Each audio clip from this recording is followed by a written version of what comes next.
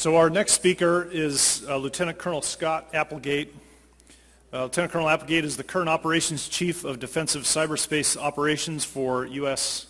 Army Cyber Command. He's a signal officer. Assignments include platoon leader, company commander, battalion and brigade, S6 or signal officer, brigade executive officer, and chief of the Army's Information Warfare Red Team.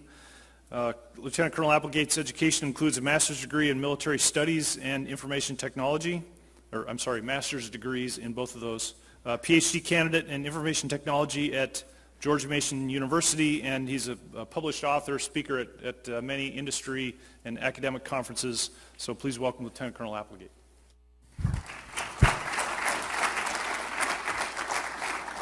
Good afternoon, everybody. Ooh, that's loud. Good afternoon, everybody. Colonel Conti, thank you for the invitation to come speak here today. And I'll start with the standard disclaimer. The opinions, contents expressed up here today are my opinion, not those of the United States Army. And everything up here is open source, nothing classified. It's all stuff from my furtive imagination. So I've got you guys 1 hour after lunch. Lunch is starting to set in. You're starting to get a little bit tired, and I'm going to bring up the exciting topic of metrics. So I apologize profusely. But this is a very important topic. All I have to do is figure out how to use the mic. Okay, there we go. Okay. But this is a very important topic because the problem we have right now is over the last decade or longer, we've had this series of incidents, major incidents that happen on a regular basis, security breaches throughout the DoD, throughout the government, throughout corporations out there. And in addition to all that, we have the regular day-to-day minutia, hundreds or thousands of smaller incidents that occur. And behind each one of those incidents is a team of people who is doing incident response, incident handling operations, who's doing defensive cyber operations, computer network defense, information assurance, whatever your acronym for that happens to be. And the real question we have to ask ourselves is, are we getting better at that? You know, we have everything going on from the plans to the F-35 Joint Strike Fighter being stolen to, you know, somebody putting a thumb drive into a computer in an unauthorized manner, to these recent vulnerabilities like Heartbleed, like shell shock. And as he pointed out earlier, we think we're getting better because we think we reacted better to shell shock than we did to Heartbleed, but do we actually know that? We have that anecdotally. Well, you know, we started closing that one faster, we reacted faster, but where are our measures for that? How do we actually define that? Are we winning this fight? And so what we really need is we need a process by which to measure these things, and that process is metrics. And metrics is very simply quantified data on how we're doing operations, whether that is the processes involved in those operations or the actual value delivery. You know, are our networks getting more secure as a result of our actions? Are our actions more efficient, more effective than they were yesterday? When we introduce new technologies or new processes to our networks, is that improving our security, or is that having no negligible effect whatsoever? And so until we come up with a means of doing that, we're just kind of playing whack-a-mole. And every day, whatever comes down the pipe, we smack it, whack. And then the next one comes down and we smack it, whack. But we're not doing it systematically enough to be able to get ahead of that fight and to organize ourselves in a better manner.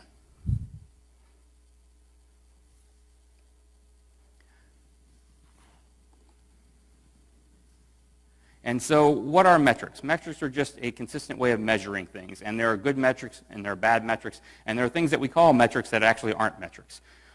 Good metrics are things that we can easily gather. They are consistently measured. We don't do them haphazardly. We do them on a regular basis every day, every week, every month moving forward. It's not expensive to gather. It's not manually intensive to gather them, because if we put those things in place, they'll just disappear over time.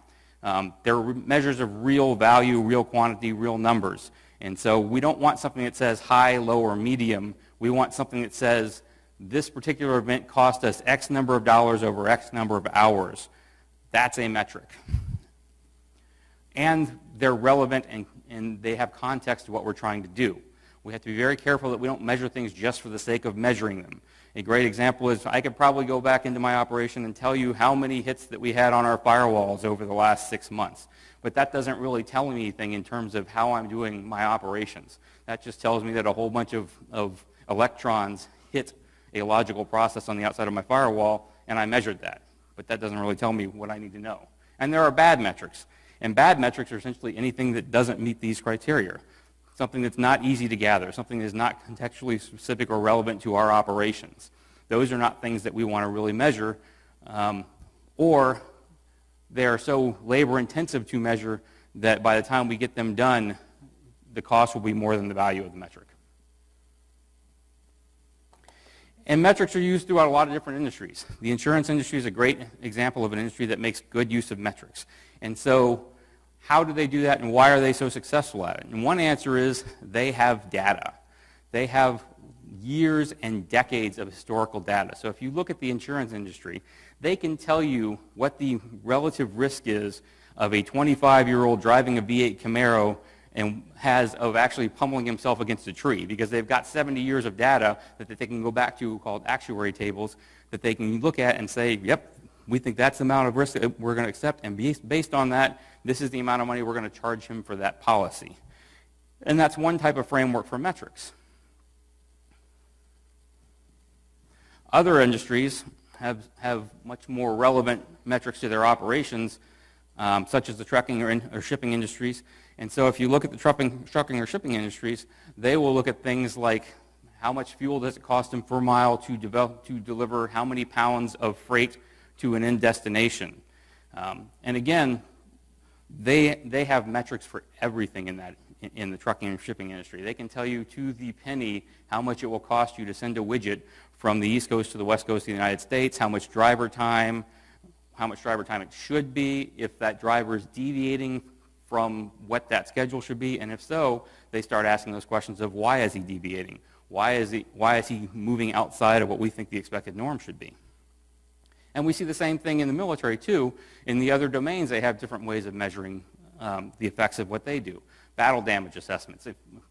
From my days growing up as a combo platoon leader in a Patriot Missile Battalion, I can remember having to go out and do Table 8 and Table 12 battle drills, and everything across that we did was measured. We had to do everything within a certain time frame, and if we didn't get it in that certain time frame, then we failed that particular test, and we weren't operating to the efficiencies that we should have been. You also see this type of equation, and we saw this morning with Dimitri as well, where we talk about risk management. But risk management is not metrics. Risk management is a different framework. And the problem with trying to apply risk management to the information security field and defensive cyber operations is that in many cases it just becomes a best guess. And when you look at some of these equations, you look at what the equation is for risk. Likelihood times value. Well, what is the likelihood of an attack occurring on our networks? Well, it's probably 100% right now. If you look at a particular type of attack, you might be able to break that down, but that's really dependent on whether we have the numbers or the data behind that to be able to measure that to say what the likelihood of that threat is. And then if you go back and you look again and say times value, well, what is the value of the assets we're trying to defend? That's really easy when you're talking about something in the trucking industry where you have a specific monetary value to the freight that's being hauled, or to the truck itself, or to the car that the 25-year-old guy is driving down the road. Those all have easy monetary values. But how do you put value against some of these other things that we weigh our operations against?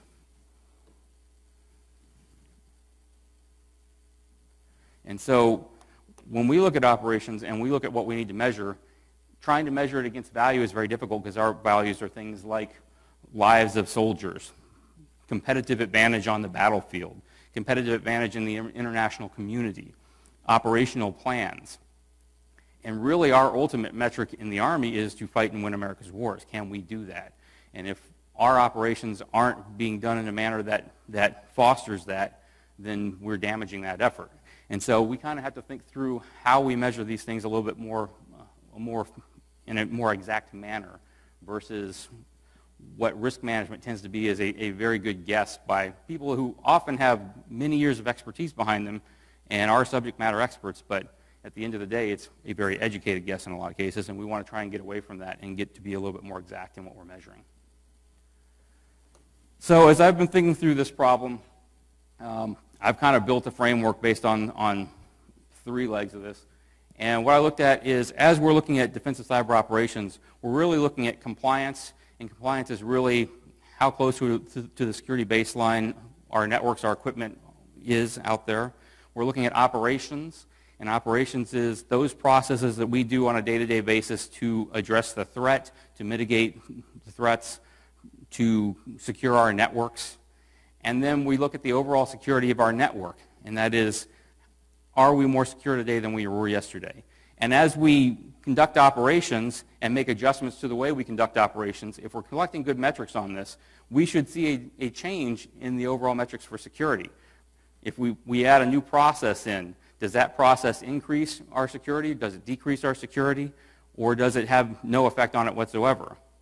And the same with compliance. If we now take our network and we make it 97% compliant with all the IAVAs and baselines and patches and STIGs that are out there, is our security getting better or worse? And if we're collecting the right types of metrics across the entire network or across the entire enterprise, we should hopefully be able to see a correlation between the actions we take in the operations and in the compliance fields and the overall security of the network.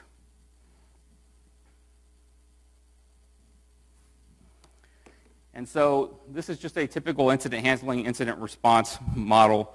And what you see here is you have assets. Assets have vulnerabilities. You have attackers out there that attack those assets with a certain frequency, attempt to exploit those vulnerabilities to have an impact on your operations, whether that's to steal information, whether that's to disrupt operations. It's really kind of immaterial for our discussion today.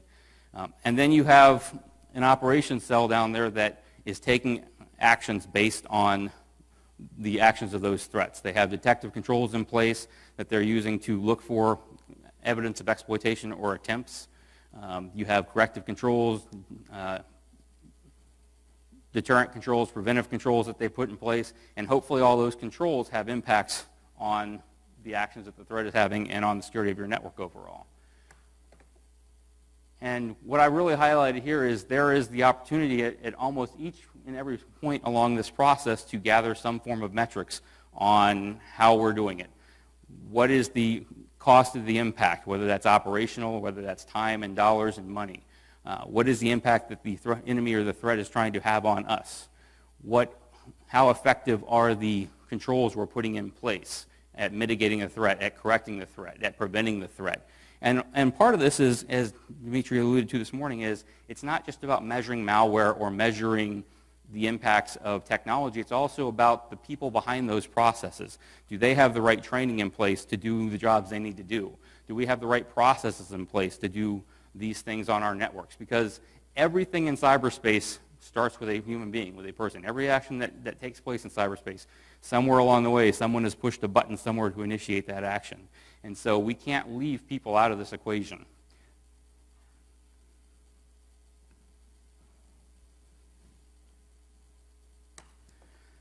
So over the last few years, there have actually been a lot of efforts to try to build metrics for defensive cyberspace operations. I've seen reports by MITRE, I've seen reports by IDA, and they've recommended, probably hundreds of different metrics that we can try to put in place.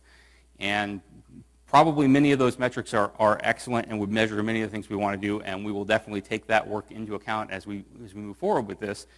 But what I think is missing to this is we're not trying to just put metrics in place. We're trying to put a metrics process in place because this has to become part of our daily battle rhythm. This has to be something that is repeated and refreshed every day, every month, every week, where we go through, and the initial effort is establish our goals. What questions are we trying to answer to ourselves about our network, about our operations, and how we conduct them? And once we know what those goals are that we're trying to, and those questions are that we're trying to answer, then we need to gather that information. And that information is everything from what metrics have we collected in the past, what metrics do we collect today, what information and data sources do we have, what is out there in the historical literature that could be helpful for us in this process, and from what do our stakeholders want out of this across the board. And from all of that, then we'll start to develop a set of metrics and a metrics process that we can put in place. And then once we implement them, we establish a baseline. And I visualize this as almost looking like an EKG with a series of lines literally just running down the page that tells you how good or badly you're doing in each of these metrics. And Once we've established that baseline helps us inform decisions. So if I change my reporting processes, or I implement a new situational awareness visualization technology in my network, or I put in a new set of firewalls, I can now go back and evaluate the performance based on that baseline and see, do my trend lines go up or down? Is that helping or hurting? Am I spending money in a worthwhile manner, or am I not getting what I need out of it? But more importantly, it should also help us inform our decisions.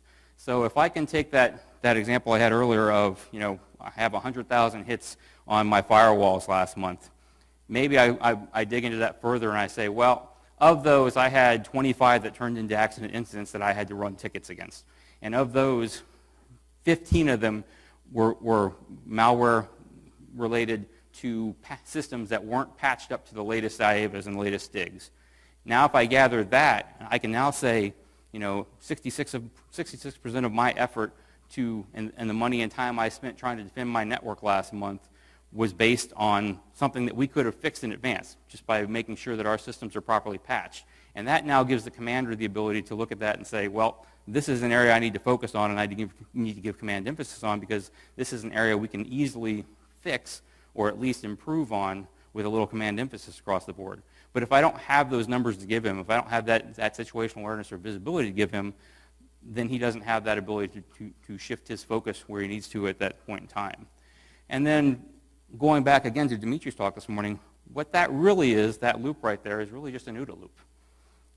It's got different terminologies on there, but it's really observe, act, orient, decide, the same, or decide, act. The same as he's talking about, the same as Boyd talked about 10, 15, 20 years ago when he wrote his papers on that. And so what we're really trying to put into place is a metrics-based OODA loop that goes through and helps us look at what our processes are, measure those processes, make changes, inform decisions, refine those processes, refine those metrics, add new ones as we go, and then implement and then return to that loop again as we move through.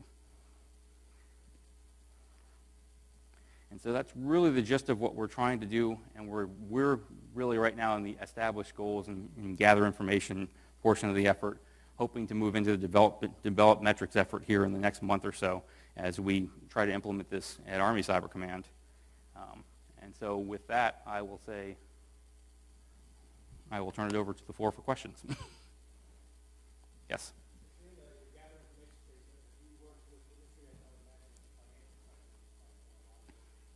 We're starting to reach out to them. We've done most of that portion through literature review because there's been a lot of reports written about implementing metrics in the civilian industry. But one of the things I've challenged some of the people that work with me on this is to go out and look at what some of the best of breed are doing. Go to Verizon, go to McAfee, go to some of the other military commands that are starting to do some of this and find out how they're measuring these things, how they're doing trending and analysis, and bring that back to us. So the answer is yes. Yes, sir.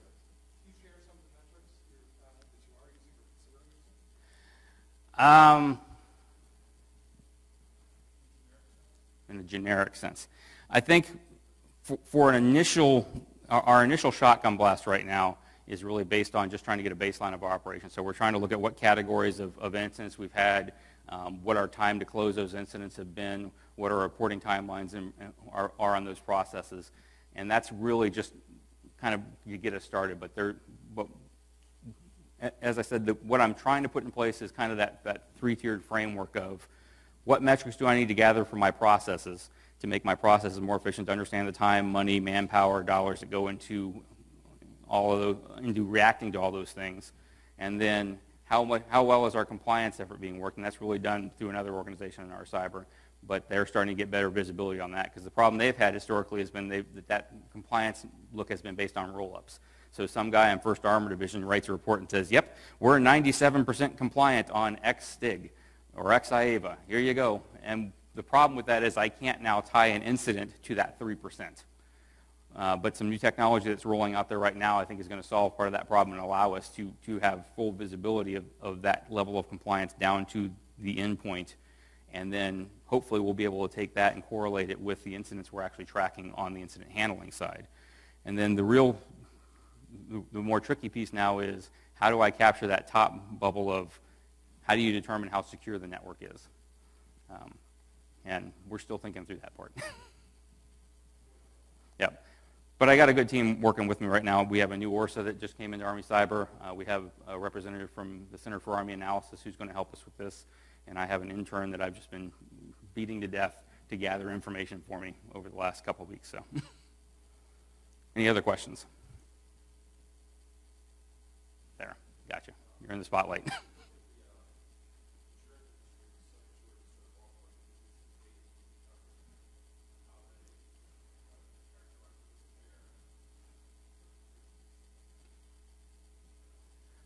Well, I think that's interesting. I'm not sure how they're going about determining what their risk levels are in that. I mean, how do you value the intellectual property that most of these corporations are trying to protect against breach? And so I think that's going to be interesting to see how successful or unsuccessful that is in terms of the insurance industry's risk versus their return on that. Yes, sir.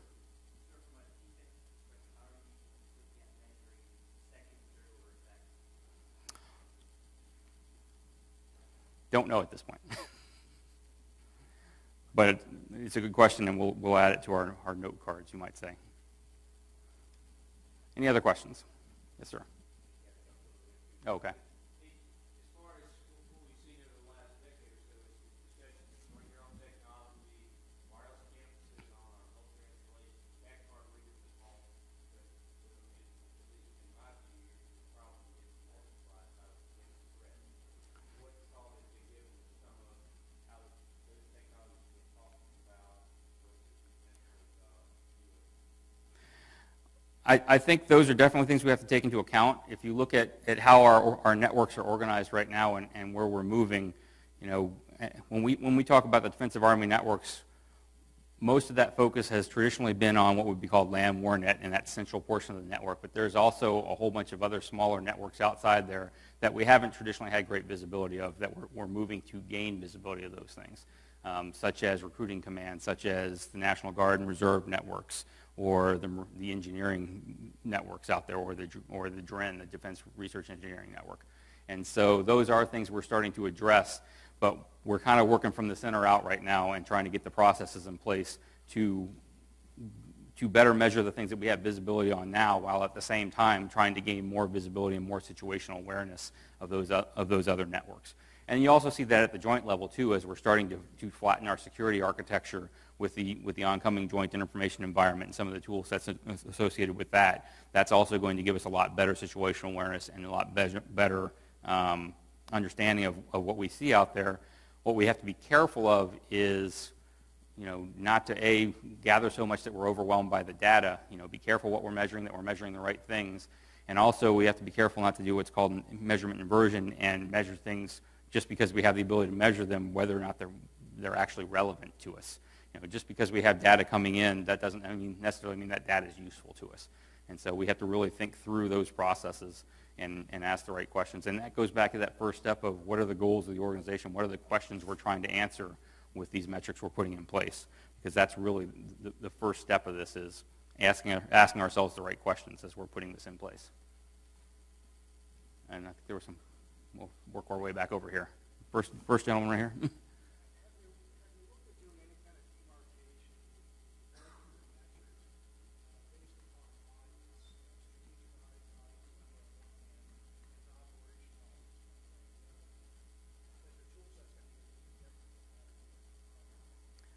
No, we haven't looked at it quite from that framework yet, but that's definitely something that I'll keep in mind.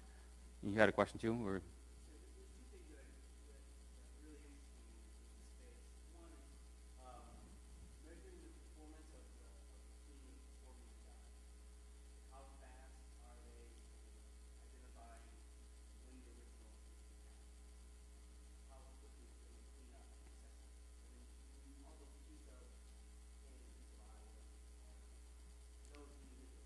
Right.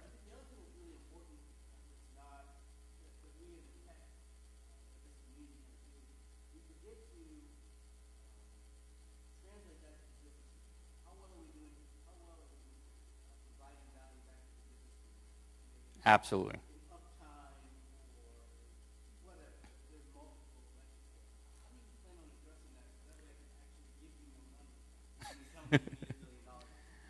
I think the way you address that is that you have to have those key stakeholders in the process while you're building that process.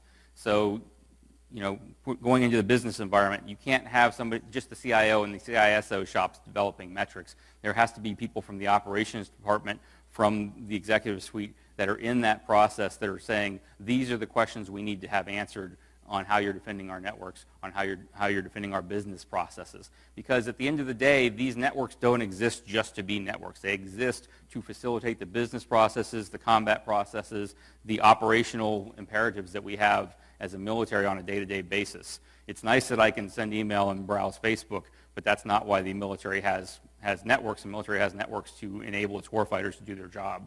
And so those warfighters have to be involved in those processes that we're developing to protect the networks. And I would also say that, one of the things I did back when I was chief of the Red Team was I was very good at translating geek to grunt. So I could take a very complex problem or a vulnerability that we were discovering in an organization's networks, and I could go to that commander and translate that to him in a way that he would understand it. I would say that we as security professionals now no longer can afford to translate. We need to natively speak grunt. We've got to speak in the same language and vernacular of the warfighters when we're talking about our doctrine and our domain. Because if I tell a warfighter, hey sir, I'm going to come down there and do a vulnerability scan of your network and look and see if there's any advanced persistent threats in your network, his eyes kind of roll up in the back of his head and he doesn't know what that means. But if I come down to that same warfighter and say, hey sir, I'm going to come in and do a clear and secure mission on your network, he understands doctrinally what a clear and secure mission is. He may not know technically how I'm going to go about doing that, but he understands what that language means. And so, one of my soapboxes I've been on for the last year or so is we have to natively speak the language of our warfighters, of our business organization, our business units, and our civilian organizations to make sure that we are addressing their needs in the way that they need to be, in the way that they can understand. Yes, sir.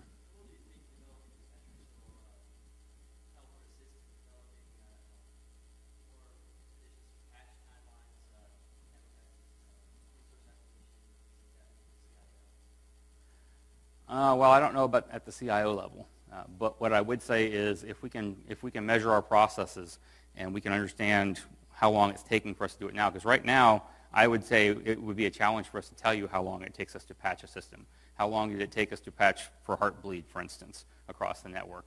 I would say that was a difficult question to answer, especially when they came back and said, are you all patched? If we have a baseline metrics process in place where we're measuring that every day, now we can start to get an idea of how quickly or how slowly we were actually doing that and how successfully we're doing that. Are we breaking 95, 97, 100%? Where are we in that portion of it as well? And then we can make adjustments to that process of patching based on those findings and see, can we adjust that process and make it better? Maybe we put a new process in that we think is going to be, the cat's meow, and it turns out it actually doubles the time it takes them to patch because there's twice as much paperwork involved. That's something that if you have a metrics baseline telling you that data on a daily basis, you can suddenly go, oh, that was a bad idea. Let's not do that. Yes, sir.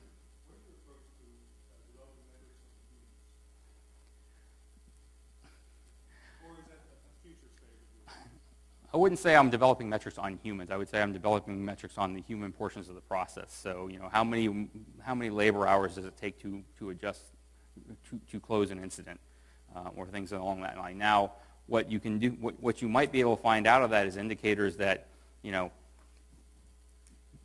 personnel in this particular division or in this particular organization are taking 3 times as long to close processes than those in another organization of similar makeup. And that might be an indicator that you need some training there, or you need better leadership there, or other things. What your metrics tell you really depends on what you're gathering and how you ask the questions.